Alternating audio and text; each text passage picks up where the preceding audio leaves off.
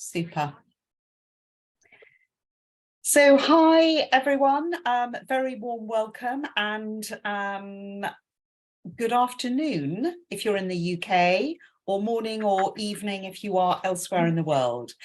Delighted to be welcoming you to this session which Susan Nash is running, Exploring Type to Balance Tensions and Talents. And the very wonderful Susan Nash, who really doesn't need any introduction at all, but is actually the owner of Empower Inc., founder of the Type Academy, author of over 11 books, 9 on whole type, and in addition, she is a global speaker on psychological type and its applications in improving self-understanding, communication, leadership, and facilitation, and is just fabulous. And I'm just so delighted to have you, Susan, and we'll hand over to you now. Thank you very much, and welcome to this session on exploring tensions and talents. And this quote is in your participant guide on page 1. If you have anything really valuable to contribute to the world, it will come through the expression of your own personality, that single spark of divinity that sets you off and makes you different from every other living creature. And so this program is not about how we engage with others. It's very much about self-reflection so that we can use that as a tool for personal growth. Self-awareness, self-reflection, and then self-regulation is where we're going with this. Now, just give me I'm going to ask the other question. Who has not attended a session with me before? So just do the virtual hand raise or raise your physical hand. Oh, good. Well, welcome.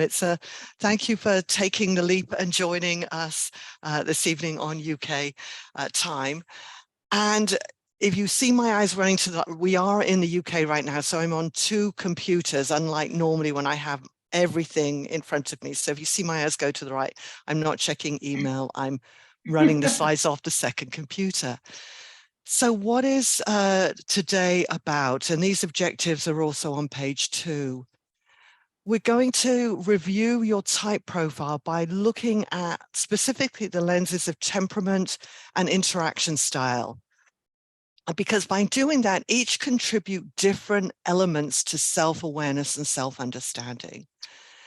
And we're going to look at it through the inherent tensions and talents. And I started off with the word connects and conflicts. And my lovely friend Sue Blair actually came up with tensions and talents. And I think we agreed that this was a better word, because sometimes certain lenses are actually at odds with each other because they bring different attributes to your personality profile.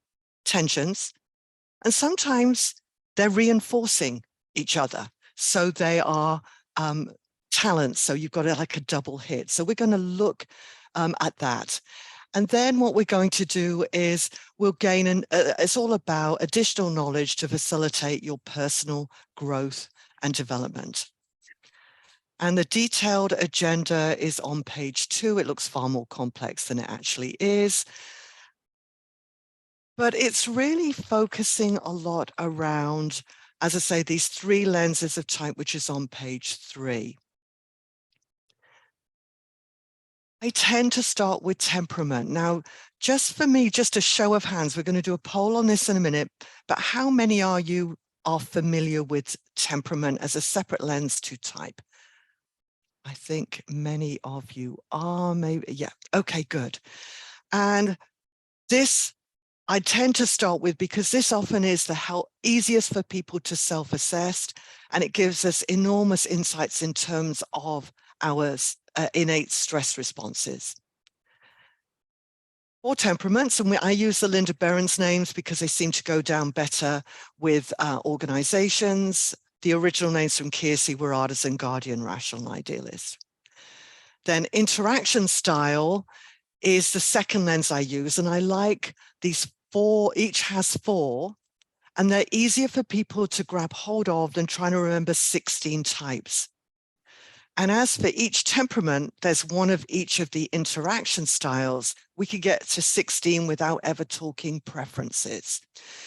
Now, Linda came up with the words in charge, chart the course, get things going, and behind the scenes.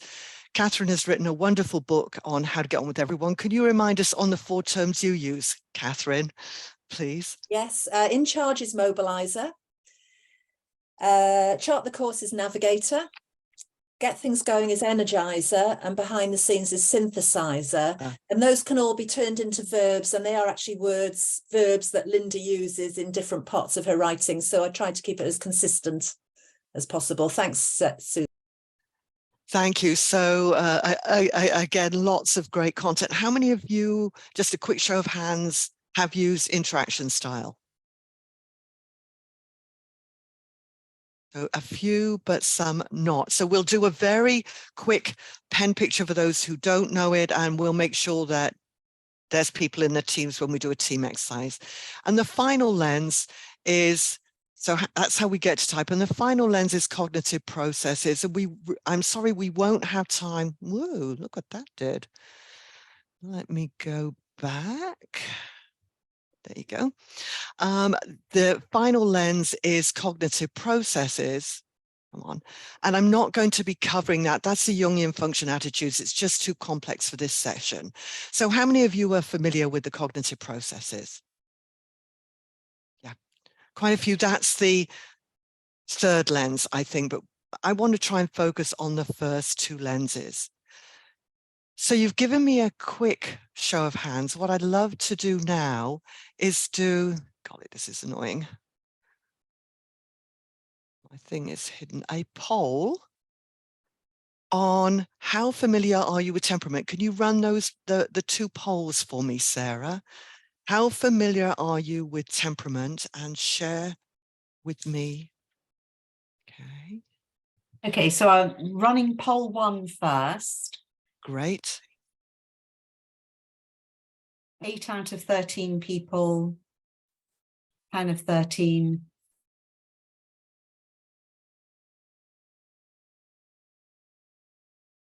Great. 76%.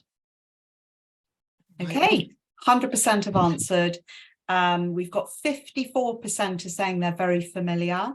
Great. And fairly, so 15, 15 and 15% use it all the time, somewhat familiar, know it as a combination of preferences. So nice. Thank you very much. So we've obviously got a nice cross section here of knowledge, and we'll be doing an activity at the end. So I'm sure there'll be someone who uses it all the time, is very familiar, because Catherine's also just written a book on temperament as well. So fantastic. Let's have a look at interaction styles as a comparison, can we? That would be great. So launch poll number 2. Okay, very similar, and it's also listed at the bottom of page 3.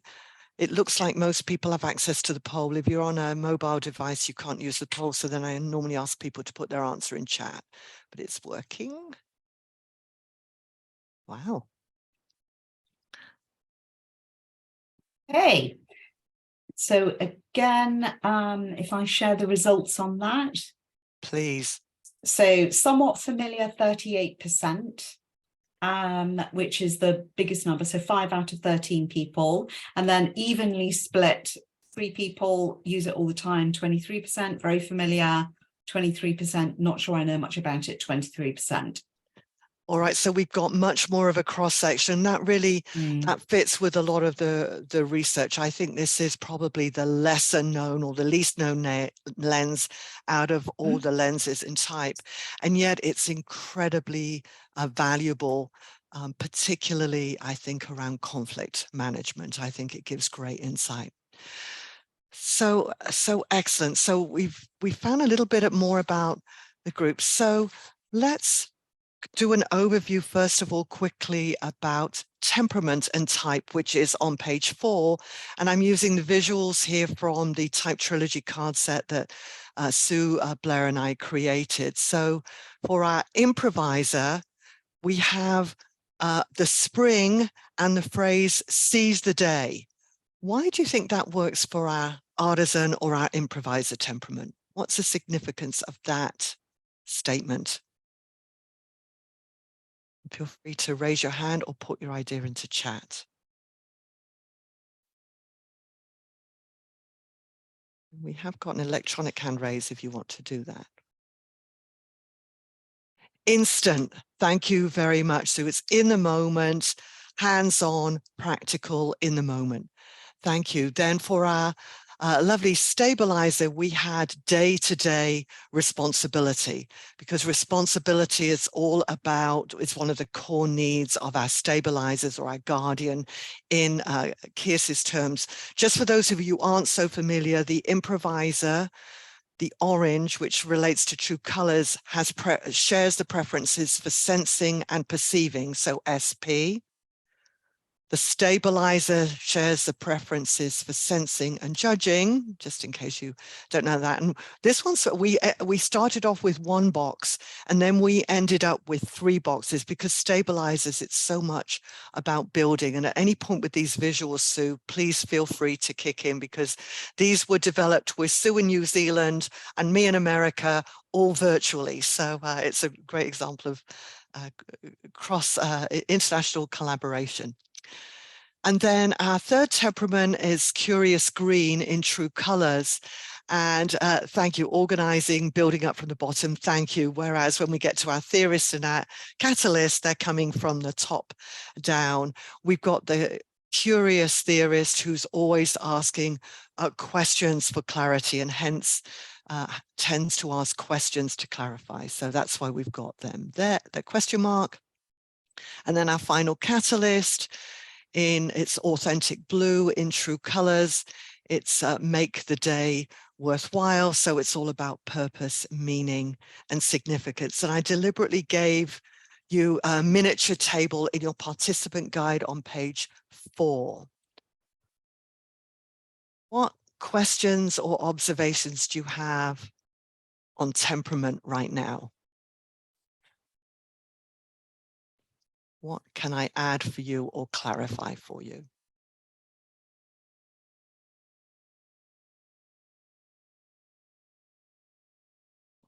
Right, you're going to wish you'd asked a question in a minute, because we're going to do a whiteboard exercise. And the whiteboard exercise is this: how does the lens of temperament give you greater insight than just looking at your type, either the 4-letter code or the cognitive processes?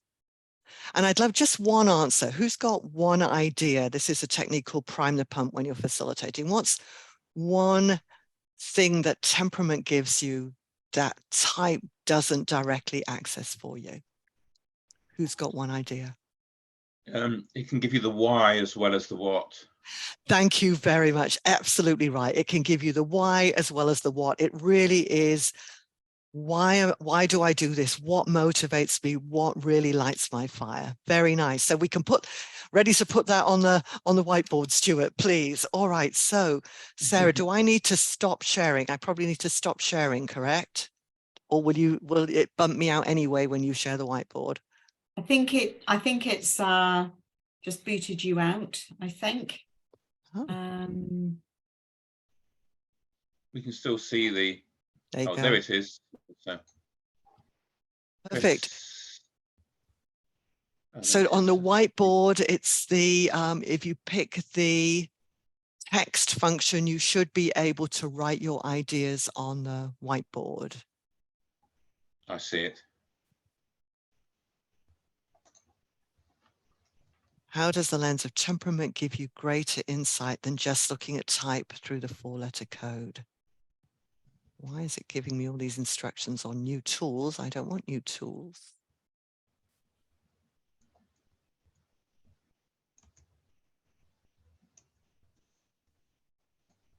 Why as well as what? Thank you. All motivators, thank you very much. Oh, this is nice.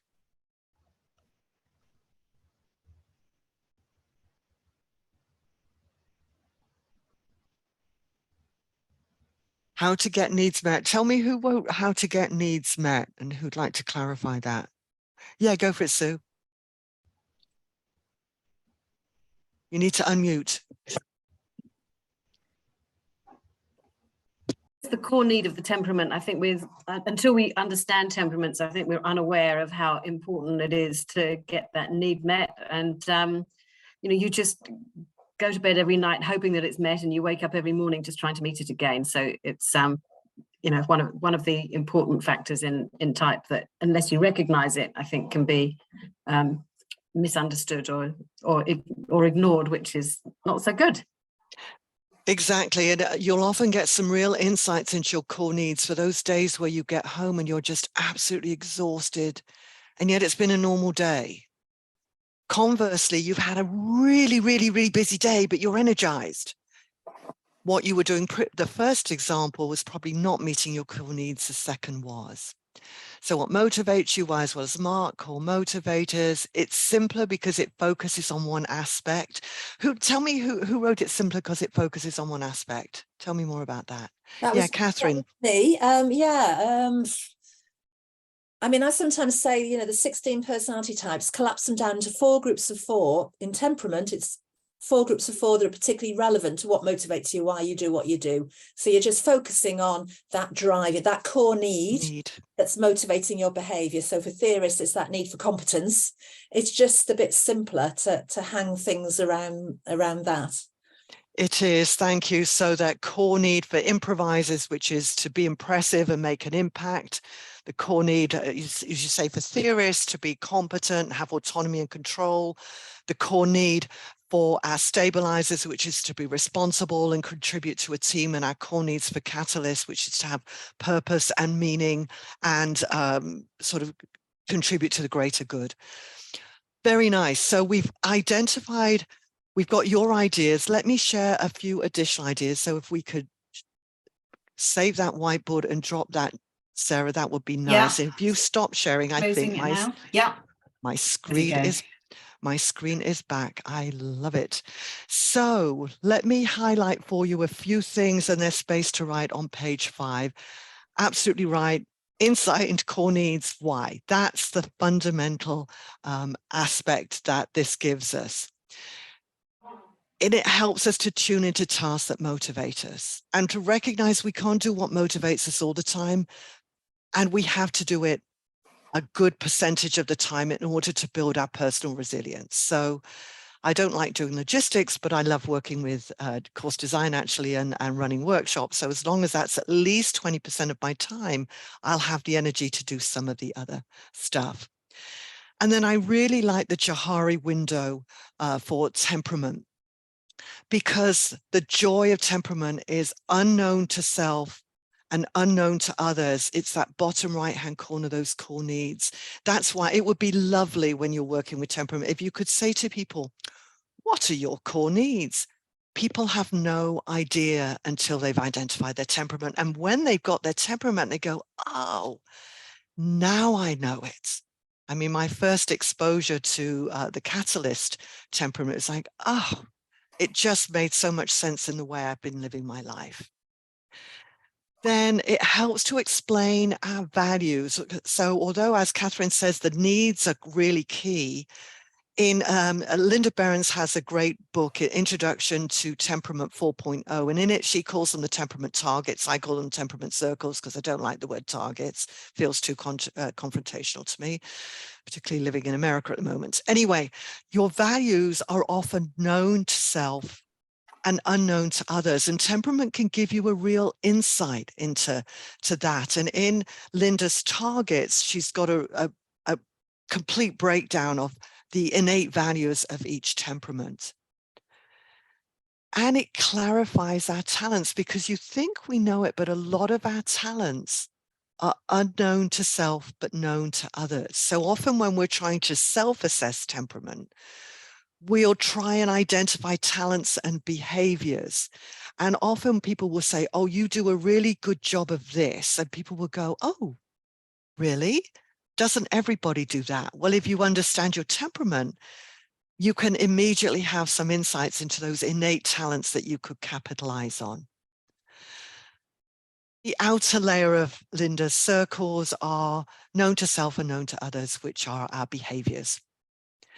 And we have to be very careful with this because we all may demonstrate the same behavior, but they may come from a different core need. So everybody at some point has to be organized. And it's too tempting to say, oh, you're organized, you must be a stabilizer. No. What's the reason you're organized? Why are you organized? Oh, I want to look impressive. Okay. I don't want to look stupid. Okay. That could probably be improviser or theorist. I want to appear competent. Theorist. I want to make sure I help people in the best way I can. Catalyst. And stabilizer. I want to be organized to deliver on my responsibilities. So we have to be very careful with these patterns about using the patterns and not as a labeling device. And it does give great information about our stress response. And I know a few people have been part of the Type Academy, and we've spent dedicated time with Eve DeLunas, right, whose content on temperament and the games people play when their temperament of stress is really rich. So, any final questions or comments on temperament now that we've identified how it offers us different insights to just the 4-letter code?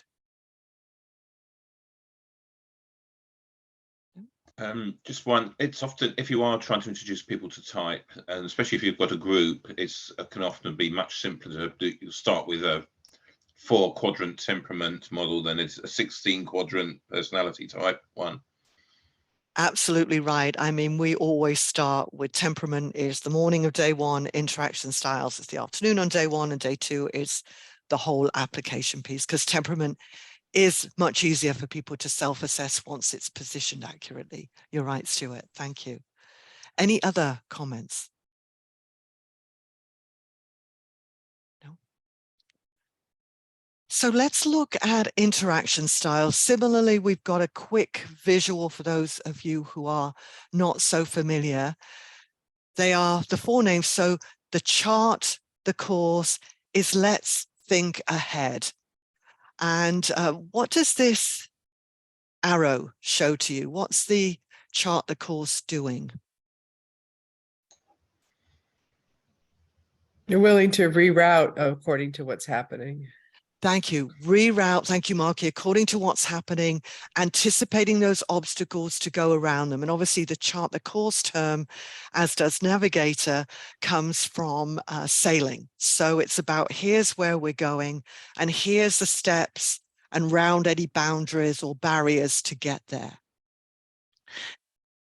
The next one is what we call our behind the scenes energy. And that comes from the world of theatre, where obviously you couldn't do what we're doing here without a lot of behind the scenes effort. And it's let's think about it.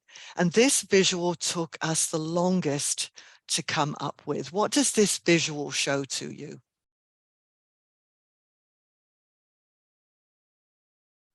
Needing to go below the surface sometimes. Nice, Nathan. Thank you. Needing to go below the surface sometime, not big in your face, more input than output.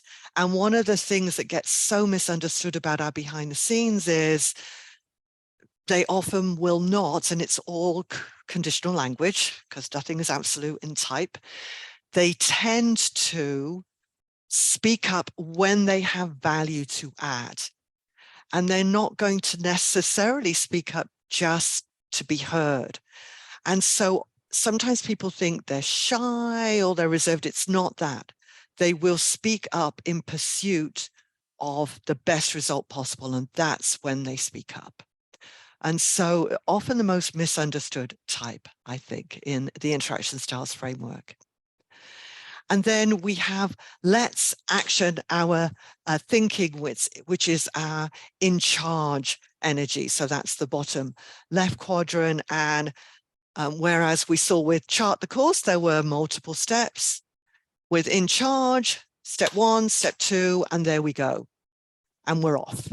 So tending to jump and ask questions later. I think Sue and I are probably the two in charges on the call today, and we're terribly comfortable meeting virtually, and we're talking over each other all the time. My husband, who's behind the scenes, goes, can one of you talk at a time? No, we're fine with this. We're fine. Over. And then our final energy is our let's think together. It's our get things going energy. That drive to involve and engage and get people to work together behind certain ideas. And again, we've got that energy reaching out for the spring. For those of you who are not so familiar, let me give you the 4-letter codes that correspond to each of the interaction styles. So top left, chart the course, is ISTP. It's totally a logical grouping of letters. Don't even try and put any logic around it. ISTJ, INTJ, and INFJ. So it's STs and NJs with an I at the beginning. The in charge is the same, only with an E at the beginning. So the in charge, bottom left, ESTP, ESTJ, ENTJ, and ENFJ. So again, ESTs and ENJs. Totally logical grouping of letters because it's a different framework. If it were the same framework, it would match, but this is a different concept. For behind the scenes, an I at the beginning, and then it's ISFP, ISFJ, INTP, and INFP. So it is, now that I know them backwards, forwards, inside, it's ISF and INPs. And get things going, bottom right, is ESFs or ENP. So ESFP, ESFJ. So we've got two get things going stabilizers. That's Hannah and Sarah that I can see scanning with, and Lynn. And then ENTP, which is I get things going theorist, and ENFP, which is I get things going catalyst. And I find working with clients that I don't tend to use the 4-letter code. I use the two names because they're very descriptive of the behaviors and they're easier for people to get their hands around. Now, that was a lot of content. What questions or comments do you have that I can clarify?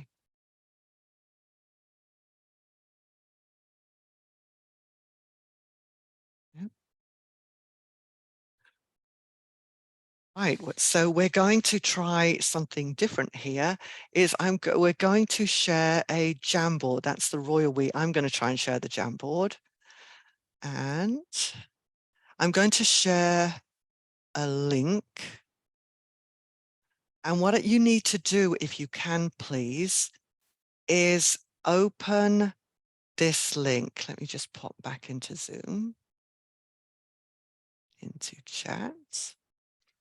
This link should take you into a Jamboard. It's a Google feature that I quite like. So I just thought I'd experiment and give you the opportunity of trying something different. So you literally click on it and it opens on another tab. So Zoom will be on one tab and the Jamboard will be on the other. Then for the Jamboard, if there's a little post-it note, a sticky note, which is the 4th one down from the top, if you literally click that, you can write on that. You could just type on that. And when you press save, it puts it onto the Jamboard. And the question that I'd like you to contribute, particularly those of you who I think are more familiar with interaction styles, that's how does the lens of interaction style give you greater insight into your type code? And I'd love just one example, please. Has anyone got one example of this to just get the ball rolling? And thank you for putting that prompt, Nathan, into chat. What's one way that interaction style gives you greater? Yeah, thank you, Marky. Go for it. You know, when I understood that, because the groupings don't make, you know, the logical sense that we expect, when I really understood that ENFJ was in charge, it helped me step into the power of ENFJ instead of apologizing for it.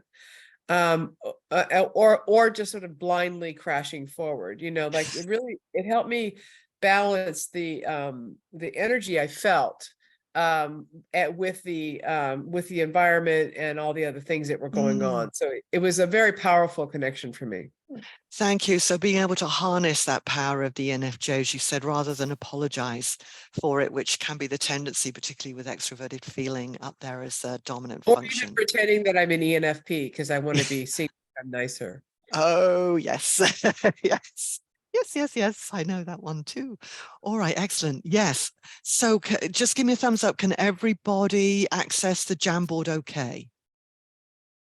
Excellent. I'm going to switch into this. I won't be able to see you for a minute because I'm on another tab on my one screen. All right. Helps me understand how I come across to others. That's right. Makes me aware of how I come across to others. Explains why I behave I do with other people. Helps me understand why I focus on the future and what's coming so much. ESFJ talking, it helps me realize that my want to not work alone on a creative project isn't a fear of incompetence. That's a really nice one. Who was that? Who wrote that? That it wasn't I thought it was Hannah. That's a wonderful insight. And I think this is one of the joys of interaction style. It gives you insights that you otherwise might apologize for, which is not necessary at all. We've got good input here. Let me just check if there's any more on top of each other. I would never have thought of the concept behind the scenes, but it's entirely accurate and explains my frustrations that weren't not acknowledged.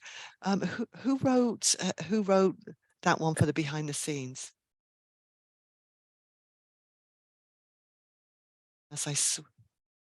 Who wrote that for behind the scenes? They might want to remain behind the scenes. It wasn't me, though. Or more time to think of the best results and the best answer possible, Nathan. Thank you. Yeah, it shouldn't was really be. me. I couldn't get back, Susan. It was I. Sorry. You're back. Well, thank you, Valerie. It's given you. Thank you for sharing that. It's really lovely. It's really helped. I can't tell you. More than anything. Yeah.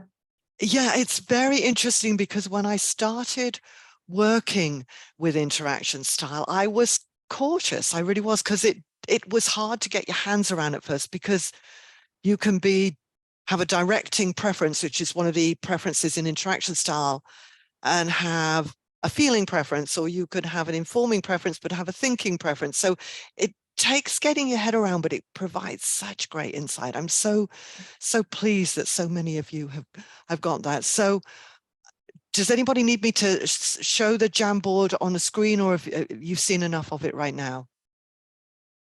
Seen enough? And I think I have it saved, so I will send it to you afterwards, because there is really excellent content on there. So thank you for doing that. So let's do just a quick review of some of the additional things that I added. It is how we engage with others to get our needs met, and type does not give us that, because it's much more about how we're thinking about things, what information we gravitate towards, and how we like to make decisions. And so for Chart the Course, there is this pressing need to anticipate and think things through, and you can feel it in your body as you're doing that. And Stuart, I see you nodding as an INFJ. So, and pressing works for the two who have the introverted preference, by the way. The urgent works for the two that have the extroverted preference. So in charge, that urgent need to accomplish, I just need to do it now. And it's a physical drive in the body. You can feel it in your body. I want to act, and I want to act now. And then we have that urgent need to involve. let's get people engaged. Let's get them excited about this. Let's get the group moving forward together. And it should be, I apologize, it should be pressing need to integrate. So I don't know how that got on the slide. So make sure, apologies, it's correct in the participant guide, pressing need to integrate, where that's to connect the dots. So really useful that way. And it does help to explain our physical drive. It's a lot about movement. I mean, Paul Markey's joined us. She has a broken wrist at the moment, and she said that the way she injured her wrist was by moving too fast, not looking where she was going, and falling over. And that's a very common in charge thing, because I did exactly the same, only with both bones, my elbow and my wrist, last year. So it gives a clue into our physical movement patterns. And I know one time I was walking to the restroom with a client, and they sort of said, "Oh, you're practicing power walking." And I said, "No, that's just the way I walk. That's just the speed I walk in."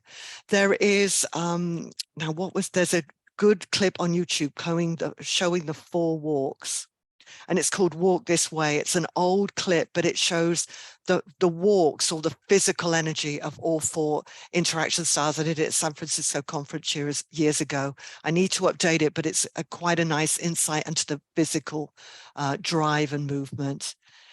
And understanding that energy helps, because you can either harness it, as Marky talked about, or you can try and make sure you don't overuse it. Certainly, it explains how we might escalate into conflict. In charges pushing, and they push people the wrong way, and it sort of looks like the fight response. It can push a fight response. The chart, the cause, they're really trying to think things through, and it can look like they can be quite stuck or not interested, and that's not the case. Behind the scenes, they're thinking things through. People think they're not engaged. They are. They're thinking. It's a novel idea. And then we've got to get things going, engage. And if we're not careful, people think, "Oh gosh, just tune it down. Why don't you?" But it's the need to get people engaged. So what additional questions or observations would you like to share on interaction style before we jump into an activity? Yes, Susan, Valerie. your slide test. Sorry. I did. It's got the wrong word. It needs to say integrate. Yeah, I said that, Stuart. So feel free. It's correct in the book. So apologies. Thank you.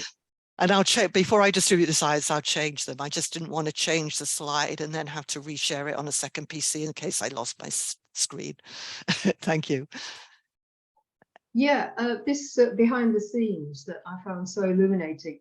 You're talking about people thinking. I always envisaged it, because this is what I do, as me going around whispering in people's ears rather than announcing to a whole group. You know what I mean? Or trying to drag in. So I do. Yes. That's what I do. I go around individually. Yes. And in the end, no one knows I've been. And hopefully people will be pulled together. So it isn't just thinking, it's quite active as well. It is active, and I love that, because that's a great example of the informing preference, because both get things going and behind the scenes share what we call the informing preference, which have a task or a process, a motivation focus. And as you say, behind the scenes tends to do it more one-on-one, whereas get things going tends to do it more as a group. Right. And Catherine, you came off mute for a minute. What did you want to add? Yeah, I was just going to say that interaction styles helps you understand the emotions driving your behavior when you're interacting. So we have an attachment to our beliefs, an emotional attachment to our beliefs. So, you know, if you're a in-charge mobilizer, you have an emotional attachment to the belief that it's really important to go ahead and get something done. And so when you butt up against people who don't share that core need, it's like you're threatened, because yes. and you react emotionally. And it's the same for all the different interaction styles. And I think that's one of the real values of this as a tool, because it is really about emotion intelligence, recognizing those emotions that are driving your behavior and being able to manage them. It really is. And I think if we can understand, and I think you also talk about the intent of each interaction style is positive, and yet it is often perceived negatively by the other interaction style because they're not understanding what the pressing need is for each of the need is for each of the energies. So excellent. So here's how I do a different type table, and it is in your participant guide on page 8, because this way I can group the temperaments and I can group the top. For those of you who know cognitive processes, the top row is all introverted feeling. The bottom row is all extroverted thinking. And then it's extroverted feeling with the left sort of square between the two rows, and it's extroverted sensing on the other side. So it groups the temperament, the interaction styles, and the decision-making processes. So that's the reason I use the more untraditional map in this way. So here's the activity. We're going to break you. What do you think, Sarah? I think 3 groups would probably be all right, don't you?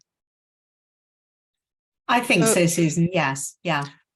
So in the book, there are 3 types. The first type listed is ENTP. So Sarah will put several of you into the ENTP group.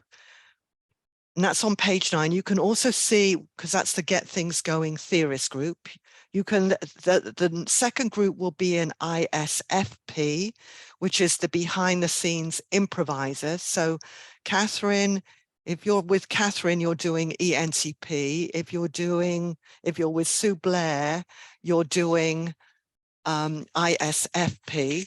And the third one is ENFJ. So if you're in the group with, it looks at the moment like we've just got Isabel, we may need Isabel, Lynn, Maria, and Mark. Okay, perfect. ENFJ. Perfect. So you're in ENFJ. What I'd like you to look at, please, and let me, is, and it's explained, what are 2 potential tensions when the lenses give you different data, or they might be at odds with each other. And where are 2 talents? And if you only get to 1 tension and 1 talent for the type you've been given, that is also a fantastic response. So what questions do you have on this activity? All clear? And let's spend, can we do 8 minutes, Sarah? Is that weird? Let's do 8 minutes. 8 minutes, and be prepared to share your tension and talent when you come back. A little tough. It's what made it tough, Lynn? I think we weren't totally sure what we were looking at, what we were doing. And it's probably because not as much background in the interaction styles. More versus on the type. Yes. Yes, the activity does require a fair amount of sort of unconscious knowledge, if you will, about the interaction style. It's not an easy activity, lots of work to do. So apologies and part of the learning journey. That's right. That's what we said. School of Hard Knocks. We're going to remember this. All right. What other insights did you have? Yes, Mark. Were you intending for us just to look at one type and see about the conflicts within? Okay. The conflicts within. I usually think of it as between types. I know it's, and that's the trick. It is really about what's going on inside you, because that's the only thing really you can directly impact, which is why it's internal tensions and talents. Yeah. Can I give a bit of feedback from our group? Yes. So we had ENTP. Yeah. And what we saw as where there was a talent, it was around the mastery of a concept, that NT bit, that temperament bit, the theorist. Yeah. And that was sort of supported by the dominant extroverted intuition, so fitting in with brainstorming and mastering the concept. And then that fits also with the informing style of the get things going interaction style. And I think where we saw tension was between the get things going interaction style, bringing people in, being extroverted, but actually not having the feeling preference, and therefore some tension there between how people might perceive you and how you actually are, because you actually want to get it right. You're going to focus more on truth than harmony, but because you're getting things going, people think you're more focused on harmony than truth, if that makes sense. It absolutely does, yeah. So that sort of talent, that being able to brainstorm, look at patterns and meanings and those concepts.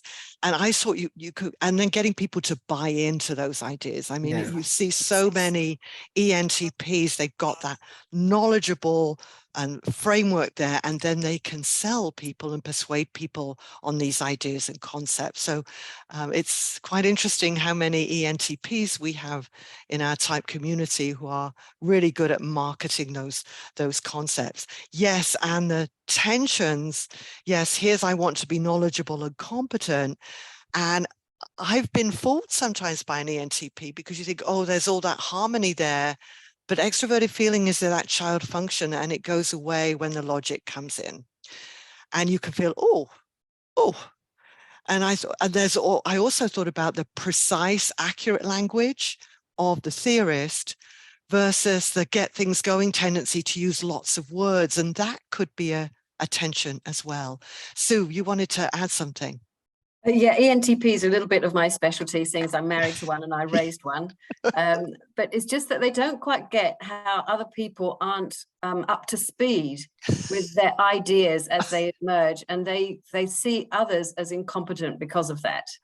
So their ideas tumble around and they get buy-in, and they sort of don't, and they wonder what's wrong with everybody else. But actually some of their ideas might not be all that hot anyway. So.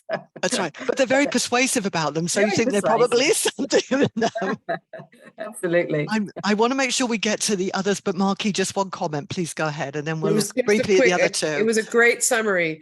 They have great debates, but they're going to lose a few friends in the process. Thank you. Great debates, lose a few friends in the process. Yes, I used to say, to my son, who also had preferences for ENTP, do we have to debate things over dinner? I want to eat my dinner. And he'd go, I want to debate with you why you don't want to debate over dinner. Yeah, so great. What about our group who had ISFP, which is quite a tough one? Who was in the ISFP group? Sue, was that you? Yeah, that was me.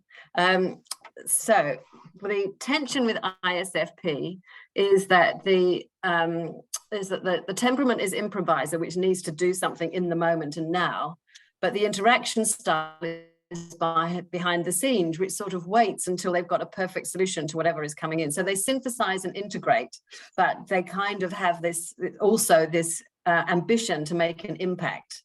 And so that kind of butts up against each other.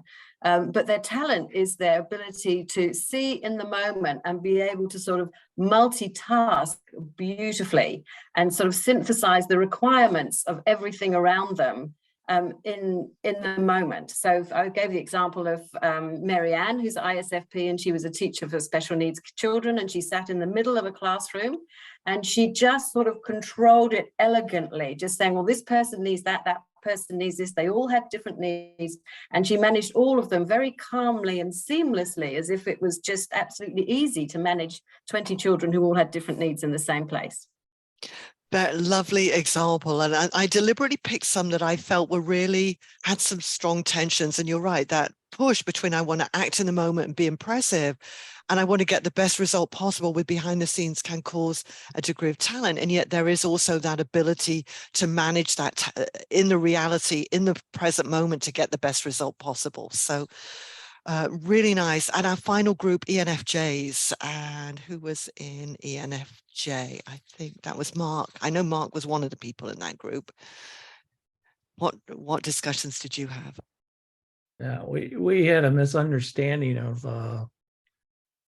the assignment, right, where I was thinking that it had to do with something with two different types, but I see what we're talking about now is with an ENFJ, you have that basically wanting to address the needs of the people or being people focused, and then being in charge, which means you want to get the task, you want to get it accomplished.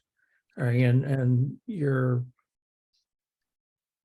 a little bit like the ESTJ and ESTP, that you want to get things done, yet you want to make sure that everything's harmonious and that people are getting along. Thank you. Yes, if the in-charge energy takes over, it can actually close down people so that they don't end up having the purpose and meaning. So picking up when to pull back the in-charge energy to focus on the group. The positives, as we've seen from today, is being able to push through an enormous amount of content to help people develop and grow in a short period of time with the best intent in the world, which is how I seem to develop most workshops, which is why we're always screaming through at the end here. So thank you for testing out that process. What I'd love you to do is, now that we've fully understood this process, think about it afterwards. What are those talents in your type profile related to temperament, interaction style, and cognitive processes if you use that? What might be some of the tensions? Because when you understand that, you can choose in the moment to self-regulate and say, do I need to let my in-charge energy drive this right now? Or is it the people that I need to focus on? What might I do to be the most productive and optimize my performance? And the reason I love type, having worked with it so long, is every day is different, and every day is a new day to experience and explore, trying to get to grips with managing and our own tensions and talents. So any quick learning points? I know we're 2 minutes over, but I think you have a slight break. If you had to say, well, what on earth did you do? What's that tensions and talents? What would you say?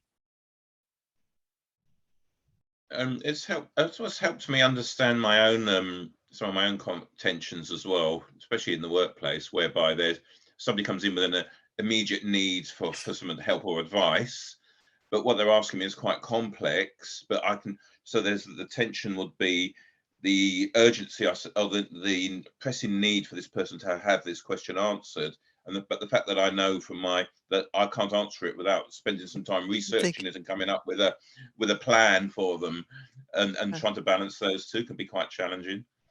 Yeah, so it's quite an interesting, I think INFJ is an interesting type because it's the only chart, of course, that has the feeling preference. So that sensitivity to what people want and wanting to meet that need, and yet knowing that you need to go back and think things through and calibrate. Yes. Very nice. Thank you, Stuart. Any other quick insights?